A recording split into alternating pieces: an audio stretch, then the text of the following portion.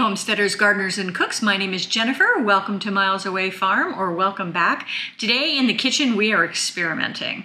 I buy a half a pig every year to put in our freezer from a local friend of mine, and then we have local butchers who are the ones that do the cut and wrap and process.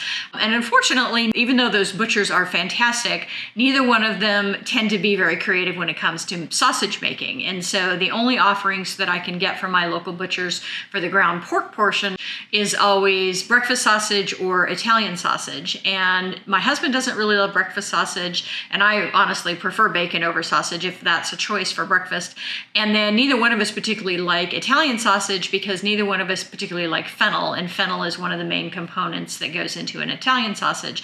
And so I always opt to just get ground pork that's plain rather than pork that is actually been made into sausage. And over the years, I've played around with different versions of making my own sausage. I've done my own small amounts of breakfast sausage for my own use.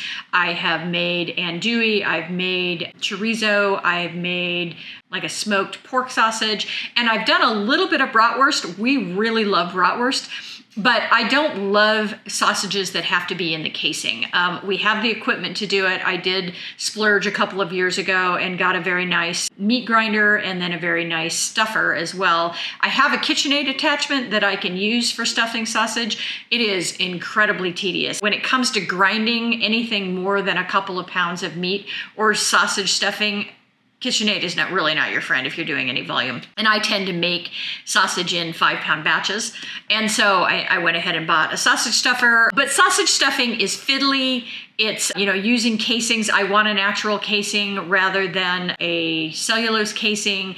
And those are kind of spendy and I have to special order them. I can't get them locally. And then I always end up with extras that are just languishing in my fridge. And so what do I do with those? And so eventually I end up throwing them out. So I don't love making cased sausage, even though I really like eating cased sausage. And so I thought about, why don't I just make bratwurst as a loose sausage? And so do all the spices that typically go into a bratwurst, and then I'll have it as a ground sausage that I can roll out into patties or into long lengths if I want to treat it more like a hot dog, and I'll just fry it up that way. And that way we can eat bratwurst and not have to do all of the fiddly work of putting it in a case. So that's what we did. I finally got around to doing that. So I thawed out 5 pounds of this ground sausage.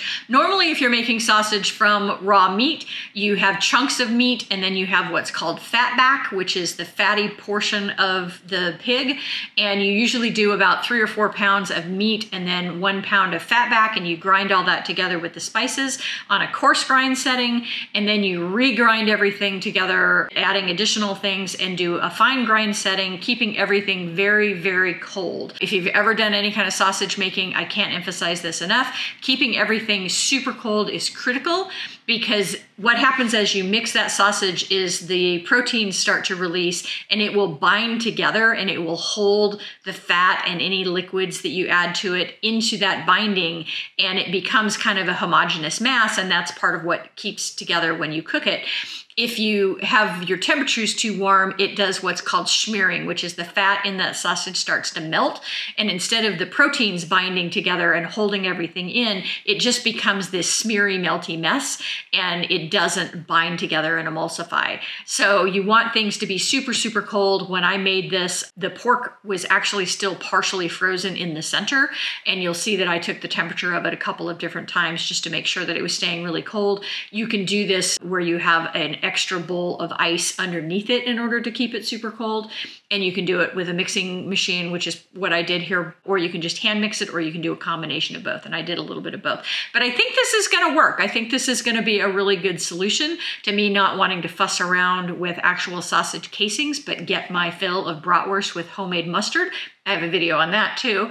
And so I'm really excited to get my bratwurst on this year with just some loose, fresh sausage. Homemade bratwurst, let's get started.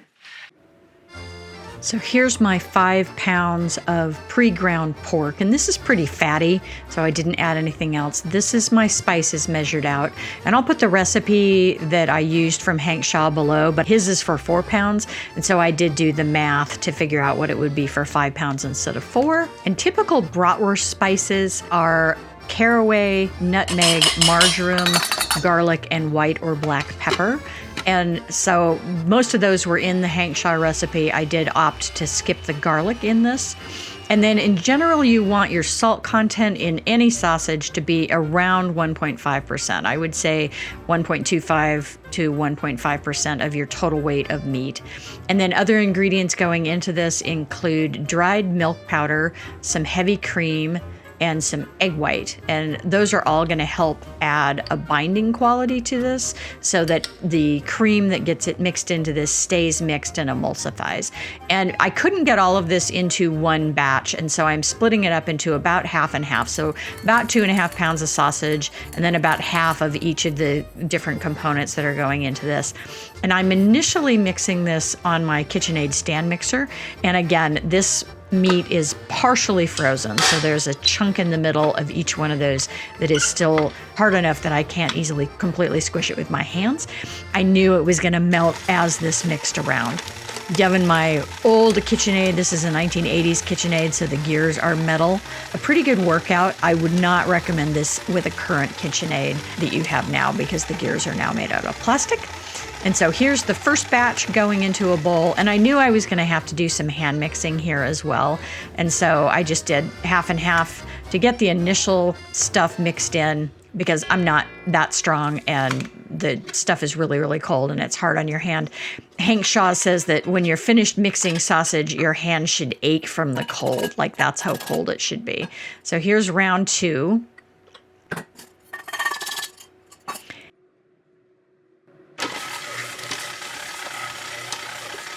And I did measure the temperature of this, but this was running about 33 degrees at this point. So it was still very, very cold. And I'm just kneading this around. These 2 batches are now together in one container. This is a big bowl. And I'm kneading it almost like you would bread. So I'm trying to make sure that everything is getting thoroughly mixed.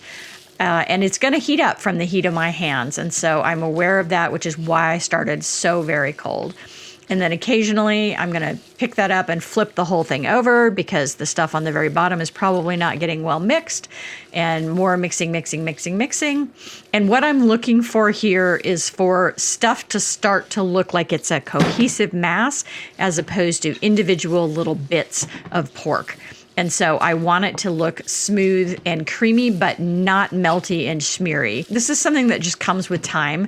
If you've done enough sausage making, you eventually start to get to where you can see this, but it takes a couple of minutes. So this is not something that you just lightly mix. You're actually trying to get it to emulsify. At the end of this, after all of that mixing, my temperature was between 34 and 35. So I was still very cold. You start to get smearing at about 40 degrees Fahrenheit. So you want to stay under that. If it was a really warm day, I would have put this over a thing of ice water.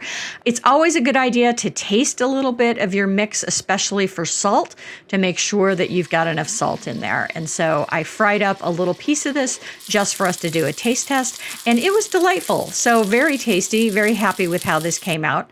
And then I'm divvying this up into 1-pound bags with my funny little bag holder that I got off of Amazon and using my scale. And I figure a pound of sausage is about 4 bratwurst, which is about what I'm going to want for a meal. And so everything's getting divided up. And I ended up with a total of 6 pounds and then a little bit of extra. And that 6 pounds was because of all the additions, in addition to the pork that I started with. And I think the pork I started with was a little over 5 pounds. They make those packages a little fat, and so it was a little over.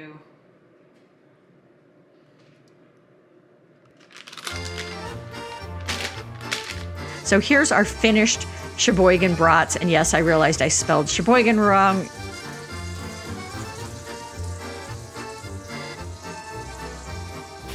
Here is the following day. I left one of these in the fridge, and we're just frying them up as if they were a regular bratwurst. So I formed them into logs, and I'm frying them up in my cast iron skillet. Got a little bit overcooked on this. The milk powder in that is going to have some natural sugars in there, and so that is going to make this brown really quickly. My pan was a little bit hot. Tasted fabulous, wasn't burnt, just crusty. You can see there's quite a bit of oil releasing because we don't have the casing on there, so we're not going to get that snap and that super juiciness from the casing. But in general, a lot of that fat is staying in, and they were very nice and moist and delicious.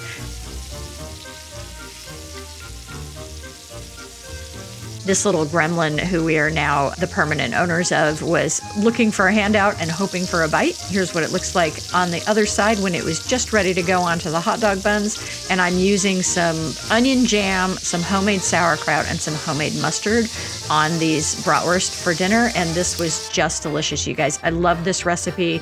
It came out really well. I was a little hesitant about the caraway. I'm not a big licorice flavored note, but it was delicious and we were very happy with this, and I'm super excited to use this over the next couple of months. So if you are the kind of person who would love to make your own homemade sausage, but you've been hesitant because most of the sausage you like is typically in a casing and you didn't want to fiddle with that, give this a try. It's definitely a unique take on things, but I thought it came out really well. I would definitely do it again, and I'll be doing it for some other sausages that are typically cased. Thanks for watching, Tribe. If you like this kind of content, give me a thumbs up, subscribe, leave me a comment, and share. I have new content coming out every week.